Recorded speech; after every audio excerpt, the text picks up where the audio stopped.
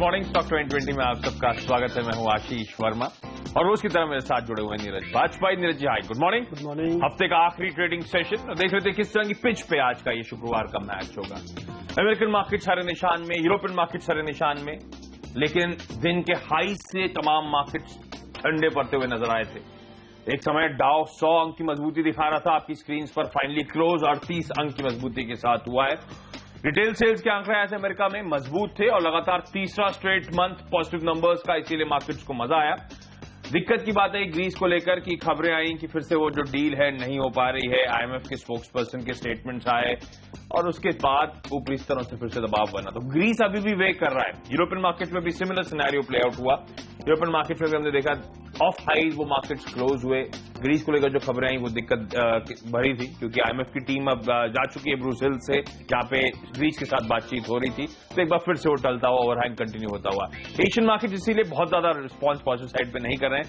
हल्के ठंडे global cues थे, तो वैसे ही रिएक्शन एशियन मार्केट्स में देखने को मिल रहा है। हरे निशान के साथ एटलीस्ट तमाम एशियन मार्केट्स लेकिन कामकाज कर रहे हैं। दिक्कत की बात कि हमारा एसजीएक्स निफ्टी आज भी दिखा रहा है कि हम फिर से शायद कमजोरी के साथ शुरुआत करें। नीरज जी, ऐसे में क्या करा जाए? शेयर बाजारों के साथ नहीं चल रहा है एसजीएक्स निफ्टी, ये ठीक बात नहीं है। 37 पॉइंट नीचे दिख रहा है। मुझे लग रहा है कि आज 7800 के पास जाएगा, क्योंकि 25-30 पॉइंट ही तो बाकी है, उसके बाद नीचे टूट जाएगा। वो इसलिए उठेगा क्योंकि आईपी के नंबर आने हैं, सब लोग मान के चल रहे हैं कि नंबर खराब आएंगे, सीपीआई के नंबर थोड़ा सा बढ़ के आएगा, तो एक चिंता बढ़ती हुई दिखेगी। हालांकि मेरा मानना है कि आईपी के नंबर अच्छे आएंगे आपकी उम्मीद से, लेकिन जो सिनेरियो बना हुआ, चूंकि वीकेंड है तो कौन 2 दिन की पोजीशन लेके जाएगा, इसलिए आज फिर से एक बार बिकवाली का दौर आपको दिखेगा। तो डेफिनेटली शॉर्ट साइड में ही ज्यादा मौके आपको देखने को मिलेंगे। हालांकि बहुत स्मार्टली ट्रेड करना चाहिए।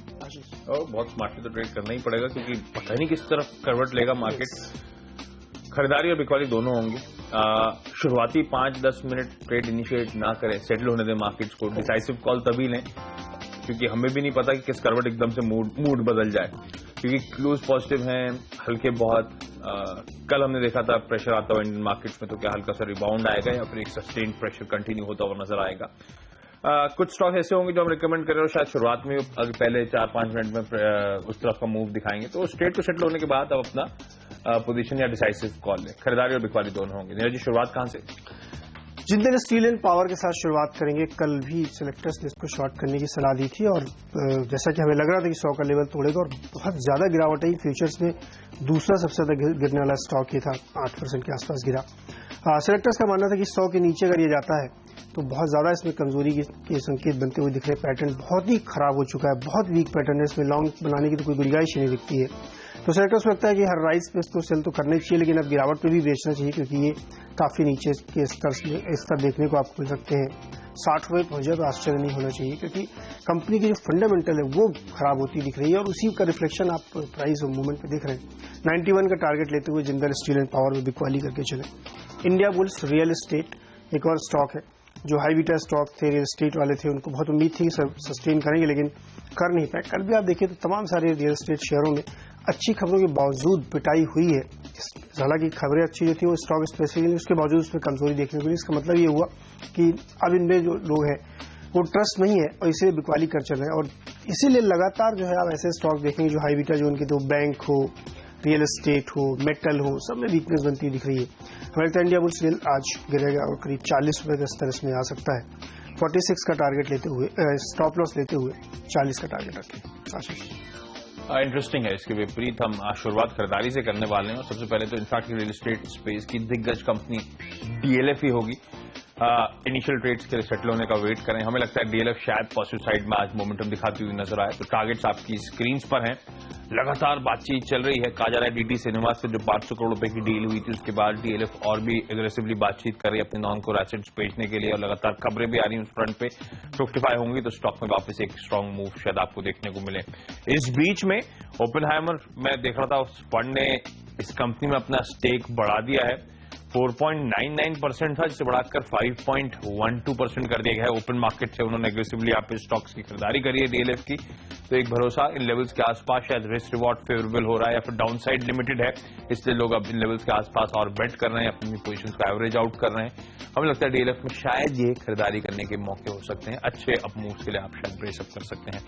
एस्कॉर्ट्स एक सिमिलर स्टोरी जिसमें हमारे एक्सपर्ट्स मानते हैं खरीदारी करके चलें। अब तो अपने ईयर लोस के आसपास ये कंपनी आ चुकी है, 103 रुपए के आसपास की ईयर लोस थे, बेहद उसके करीब 104 पे कामकाज हो रहा है। इन लेवल से हम एंटिसिपेट कर रहे हैं कि शायद एक बाउंस के लिए प्ले अप करना चाहिए। बेहतरीन कंपनी है, पर दिक्कत यह है कि एग्री मशीनरी, ट्रैक्टर्स, रेलवे, जिन वर्टिकल्स में कंपनी ऑपरेट करती है उनमें प्रेशर देखने को मिला था। क्योंकि हम ऑप्टिमिस्टिक है FY16 के सेकंड हाफ के आउटलुक को लेकर, तो एस्कॉर्ट जैसी कंपनी जो उसके आते वापस एक स्मार्ट मूव शायद आता हुआ नजर आए। बड़े लोग इस कंपनी में चेक इन करते हुए नजर आए थे। ऑफ लेट आपको याद होगा खरीदारी करने की खबरें भी आई थी। इंटरेस्टिंगली आप इन लेवल्स के आसपास खबरें हैं कि प्रमोटर एंटिटी है एक हरप्रसाद एंड कंपनी, जिन्होंने करीब 1.9 लाख शेयर्स एस्कॉर्ट्स के ओपन मार्केट से एक्वायर करें, अतिरिक्त और एडिशनल शेयर्स यहां पे एक्वायर किए हैं। इन लेवल्स पे इसीलिए और भी कंफर्ट आ रहा है, इसलिए 107, 108 तक के लेवल्स तक अप्रोच करने की सलाह। इसी के साथ वक्त हम दोनों की टीम्स के डिपेंडेबल खिलाड़ी जानने का।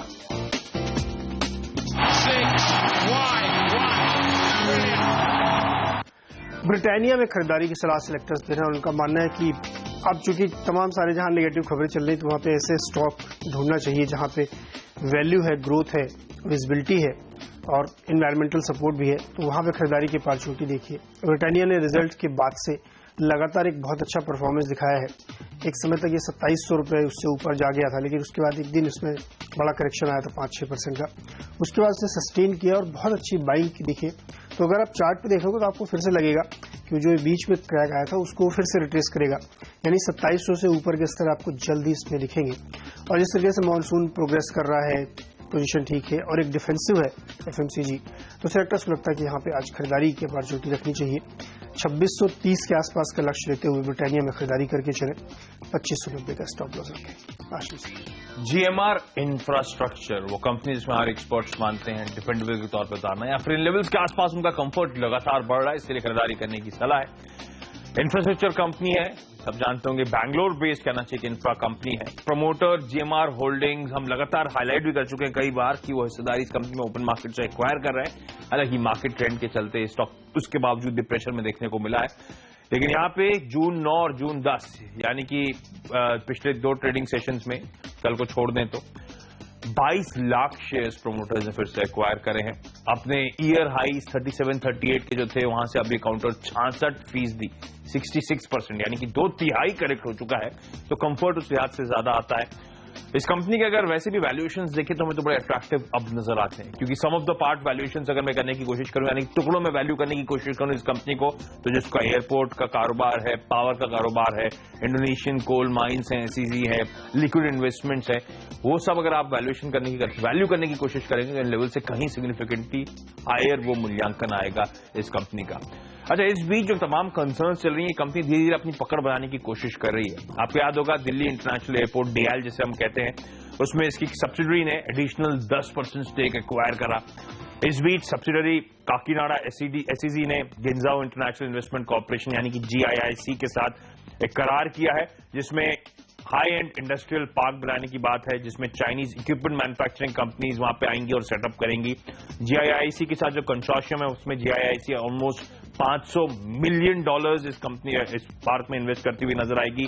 इवेंचुअली कहा जा रहा है चाइनीज फर्म्स $2 से $3 बिलियन का इन्वेस्टमेंट करेंगी। अगले 3 साल में पार्क सेटअप होगा। ये पार्क ध्यान रखें 2000 एकड़ का इंडस्ट्रियल पार्क होगा। इसके साथ साथ कल बड़ी पॉजिटिव खबर आई इस कंपनी के लिए कि हैदराबाद जो एयरपोर्ट है उसको रेगुलेटरी रिलीफ मिला है मिनिस्ट्री ऑफ सिविल एविएशन से। उसने एयरपोर्ट इकोनॉमिक रेगुलेटरी अथॉरिटी को कहा है कि वो हाइब्रिड टिल मॉडल को फॉलो करे, अडॉप्ट करे। आसान शब्दों में इसका मतलब हुआ कि जो एयरलाइंस हैं, जो पैसेंजर्स हैं, जो राजीव गांधी इंटरनेशनल एयरपोर्ट हैदराबाद में उसको इस्तेमाल करेंगे, उनको अब ज्यादा यूजेज चार्जेस देने पड़ेंगे। आसान शब्दों में इसका मतलब हुआ कि GMR इंफ्रा की अर्निंग्स इंप्रूव होती हुई नजर आएंगी। तो जो FY15 में रेवेन्यूज और प्रॉफिटेबिलिटी में एयरपोर्ट के कारोबार में धक्का लगा था इस कंपनी को, उसमें अब एक मार्क्ड इंप्रूवमेंट आपको देखने को मिलेगा। तो तमाम पॉजिटिव स्टैकअप होते हुए तमाम चीजें हाईलाइट करें, हम अपने GMR इंफ्रा को रडार पर रखें। रिस्क रिवॉर्ड फेवरेबल हो रहा है, स्टॉक अभी भी हालांकि प्रेशर में, लेकिन हमें लगता है शायद आज भी खरीदारी करने के मौके और 13.5 तक के लेवल तक अप्रोच करा जा सकता है। छोटा सा ब्रेक, उसके बाद हम लोगों की टीम्स के मिडल ऑर्डर के खिलाड़ी।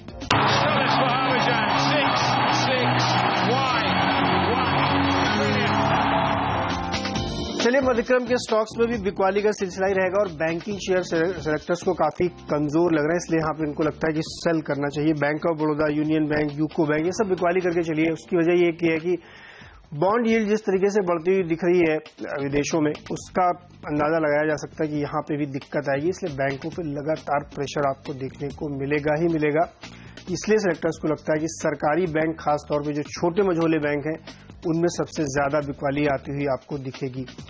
तमाम सारी चर्चाएं चल रही यूएस एफडीए की जो 16-17 तारीख को बैठक को लेकर, हालांकि सब तरफ से ये कहा जा रहा है कि जून में बढ़ोतरी नहीं होगी।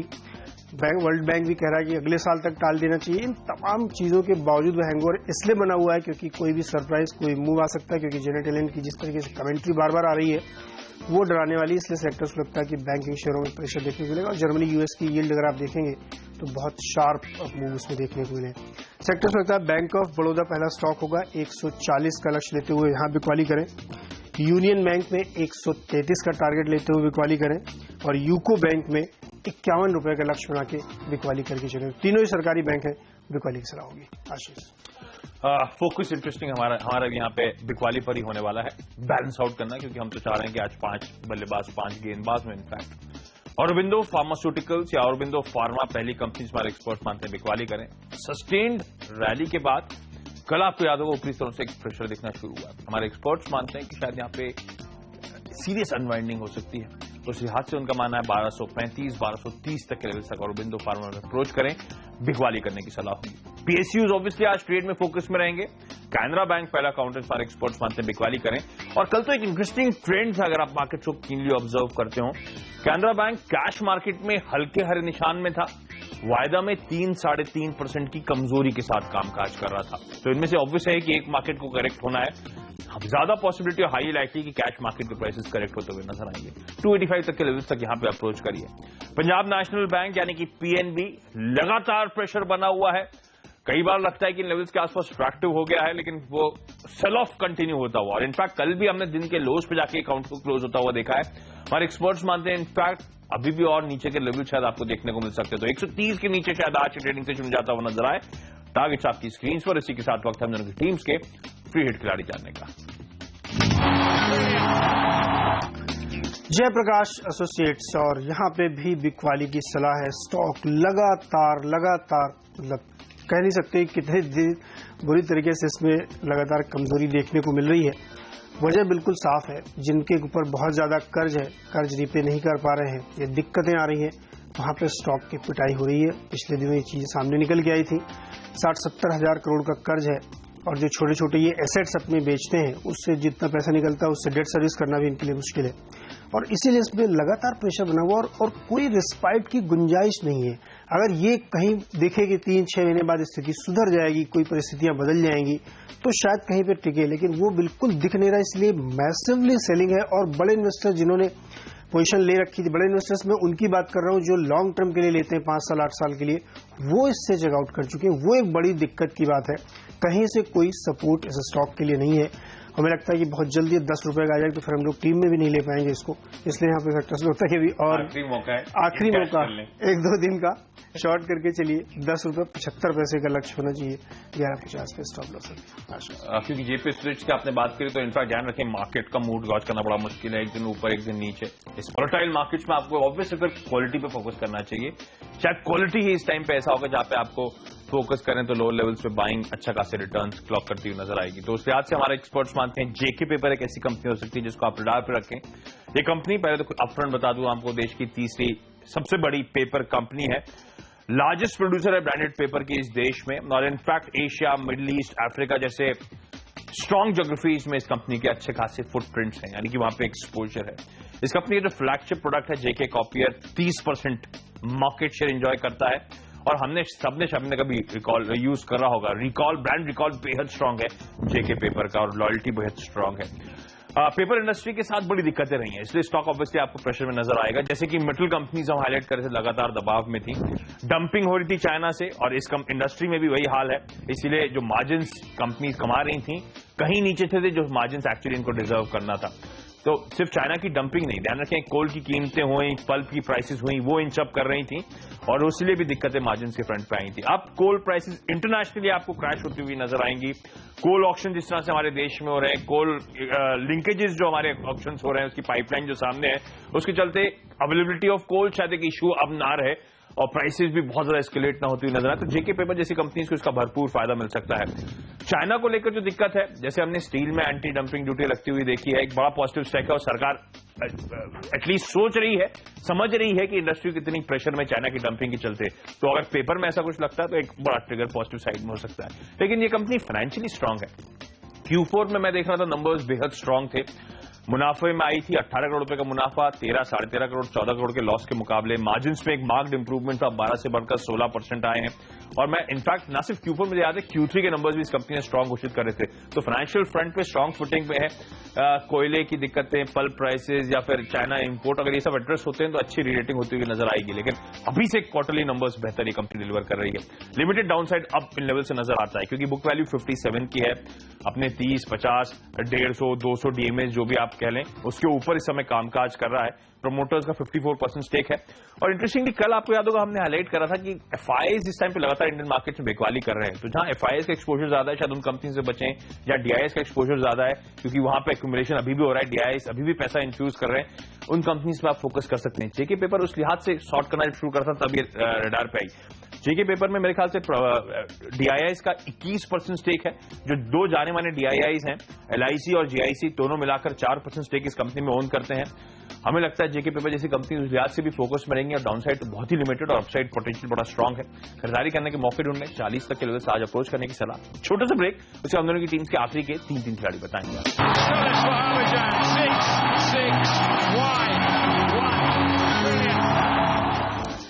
आखिर के 3 स्टॉक्स में इंडियन ओवरसीज बैंक, एक और बैंक जो हमें लग रहा है कमजोरी के साथ ट्रेड करता हुआ दिखेगा, क्योंकि जो यील्ड वाला मामला वो तो है ही, साथ ही तमाम सारे छोटे मझोले सरकारी बैंक हैं, उनमें बहुत दिक्कतें हैं। और आज एक वित्त मंत्री के साथ बैंकर्स की बैठक है, उसमें ये माना जा रहा है कि बहुत दबाव डाला जाएगा कि आप लोग रेट कट करिए और ज्यादा करिए, तो क्रेडिट ग्रोथ बढ़ाने के लिए ये सब किया जाएगा। लेकिन बैंकों के ऊपर प्रेशर आएगा कि कॉस्ट ऑफ फंडिंग ऑलरेडी बढ़ी हुई है। 33 रुपए के लक्ष्य के साथ आईओबी में शॉर्ट करके चलिए। मैंगलोर केमिकल्स एंड फर्टिलाइजर्स, यहाँ पे सिलेक्टर्स खरीदारी की सलाह दे रहे हैं और जब से वो फैसला आया है कि नेफ्था पे ये काम कर सकते हैं, वो इनके लिए काफी पॉजिटिव और रीरेट हो सकता है क्योंकि उसमें सब्सिडी मिलेगी और जब तक ये गैस अवेलेबल नहीं होगी।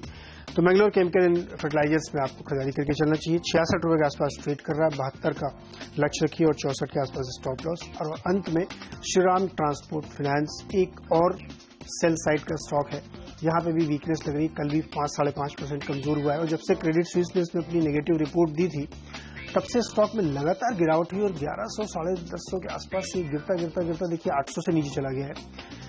ऐसे में क्या होता है कि बहुत सारे जो पेशेंट इन्वेस्टर्स होते हैं उनका भी कॉन्फिडेंस टूटता है और वहां से जब सेल ऑफ आता है तो स्टॉक में तमाम सारे टेक्निकल लेवल्स आपको टूटते हुए दिखते हैं, जैसा कि निफ्टी में आपने देखा होगा। सेक्टर्स लगता है यहाँ पे भी कोई आश्चर्य नहीं होगा कि ये 550-600 रुपए में आपको स्टॉक अगले 15-20 ट्रेडिंग सेशन बाद दिखे। लेकिन आज के लिए 770 का लक्ष्य लेते हुए बिकवाली करके चले। आखिरी में फोकस पहले तो बिकवाली पर ही होगा। सबसे पहले हमारा राजा, इस काउंटर में हमारे एक्सपर्ट्स मानते हैं जिस तरह का स्ट्रांग बिल्डअप, स्ट्रांग मोमेंटम देखने को मिला था, जैसे औरोबिंदो फार्मा में आपको वीकनेस के कुछ सिग्नल इनिशियली आ रहे हैं, सिमिलरली हमारा राजा बैटरीज में भी आ रहे हैं।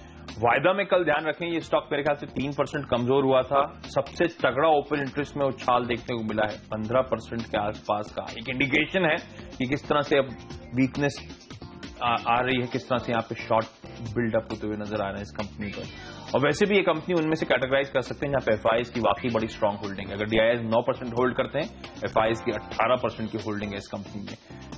उस लिहाज से भी इसको रडार पे रखें। केन इंडिया, हालांकि बड़ा मुश्किल होगा आज ट्रेड करना क्योंकि बाजार में अटकलें लगाई जाएंगी स्वैप रेशियो को लेकर। अगर फेवरेबल होगा तो स्टॉक में उछाल आता हुआ नजर आए, लेकिन इवेंचुअली हमें लगता है अभी भी यहाँ पे डाउन साइड है। 170 के आसपास के लोज तक बीच में एकदम से पहुंचा था, आपको याद होगा, उससे एक अच्छा बाउंस था। हमें लगता है आज भी नर्वसनेस के साथ ट्रेड होना चाहिए क्योंकि संडे को इवेंचुअली वो बैठक होने वाली है जिसमें मिले तो ऑलमोस्ट शायद एक डन डील है। स्वैप रेशियो जरूर बाजार सुनना चाहेगा क्या आएगा, लेकिन उससे पहले हमें लगता है शायद पोजीशन हल्की हो। एबीजी शिपयार्ड तगड़े प्रेशर के बाद स्ट्रांग मोमेंटम दिखा रही है कंपनी, क्योंकि तरह तरह की अटकलें लग रही हैं। खैर लंबे समय से है कि प्रमोटर्स एग्जिट करेंगे, कोई बड़ा निवेशक पैसा डालता हुआ नजर आएगा। दिक्कत है इस कंपनी की बुक्स पे जो बैलेंस शीट पे स्ट्रेस है, डेट बहुत तगड़ा है, कर्ज जो इसकी बुक्स पर है उसको लेकर चिंताएं हैं। ये जो अटकलें लगती रहेंगी उसके चलते वाइल्ड स्विंग्स आपको देखने को मिलेंगी। तो अगर आप रिस्की ट्रेडर हैं, रिस्क लेना पसंद करते हैं, रिस्क एवर्स नहीं है, तो स्ट्रिक्ट स्टॉप लॉस के साथ पोजीशन को अप्रोच करें। थोड़ा सा इनिशियल ट्रेड को सेटल होने दें, डायरेक्शनल कॉल उसके बाद लें, क्योंकि अटकलें फिर से लग रही हैं कि कोई बड़ी डील ये कंपनी कर सकती है, उसके चलते शायद बड़े स्मार्ट मूव्स ये कंपनी दिखा सकती है। चलिए हम दोनों की 10-10 की टीम पूरी हो चुकी है। उम्मीद करते हैं ये हफ्ते का आखिरी ट्रेडिंग सेशन आपके लिए अच्छा रहेगा। बड़ा मुश्किल हो रहा है इंडियन मार्केट में ट्रेड करना, तो स्टॉप लॉसेस रखें, रिस्क कवर्स हैं तो बचें इस समय ट्रेड करने से। लेकिन चलिए हम दोनों को दीजिए इजाजत, वक्त तो चला एक छोटे से ब्रेक का। ब्रेक के बाद आपके लिए लेकर आएंगे सीएनबीसी आवाज पर मार्केट काउंटडाउन और सीएनबीसी बाजार पर मॉर्निंग पिकर। नमस्कार।